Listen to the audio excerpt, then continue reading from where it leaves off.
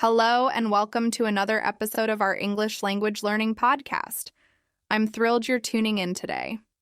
I'm your host, Jamie, and together we'll explore tips, tricks, and lessons to help you succeed. Let's get started.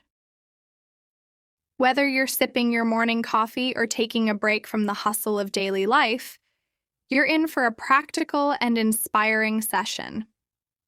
Today, we're diving into one of the most effective and enjoyable ways to improve your English by reading books.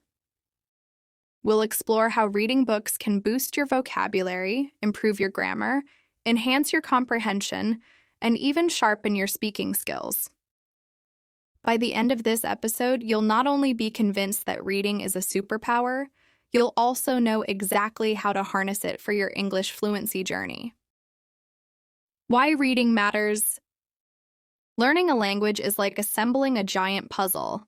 Every new word, phrase, and grammatical structure is a piece. Now, imagine having a tool that lets you collect dozens of these puzzle pieces without stress. That's what reading does. When you immerse yourself in a book, you're not only following a storyline, you're absorbing language patterns, learning idioms, and understanding context naturally. Reading exposes you to the richness of the English language in its most authentic form. Unlike textbook dialogues, books offer complex, nuanced language. They're packed with everything from everyday slang to poetic turns of phrase. And the best part? You internalize all of it effortlessly. Vocabulary expansion. The natural way. One of the most obvious benefits of reading is vocabulary growth, but the magic isn't just in learning new words, it's in remembering them. When you encounter a new word within a story, it's surrounded by context. That context acts like a memory hook. For example, reading the sentence, "She walked into the room with a nonchalant shrug," helps you infer what nonchalant might mean. You don't need a dictionary every time because the story fills in the blanks for you. Over time, this builds passive vocabulary, words you understand when you hear or read them. And with some practice, those words become part of your active vocabulary too, meaning you'll begin using them in conversations and writing. Pro tip: keep a small notebook or use an app to jot down unfamiliar words you find interesting. Try using them in your own sentences after reading. Grammar without the drills. Let's be real. Grammar books can feel a little dry.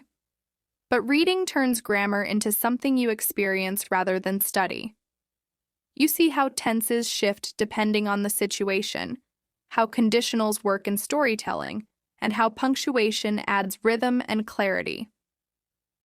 When you read consistently, your brain starts to recognize patterns, how past perfect is used in flashbacks, how articles like a and the change a sentence's meaning, or how prepositions add nuance. This kind of pattern recognition improves your grammar intuitively, making it easier to speak and write correctly, improving comprehension and critical thinking.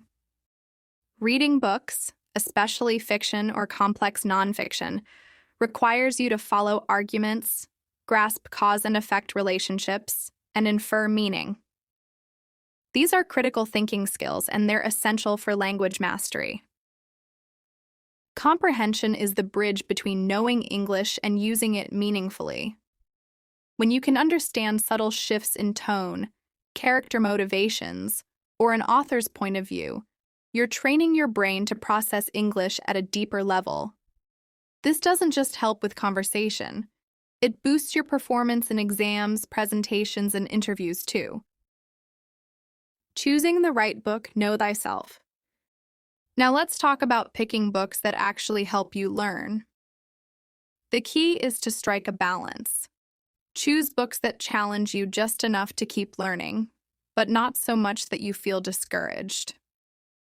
If you're a beginner or lower intermediate learner, start with graded readers or books you've already read in your native language. Think short novels, children's books, or even comics.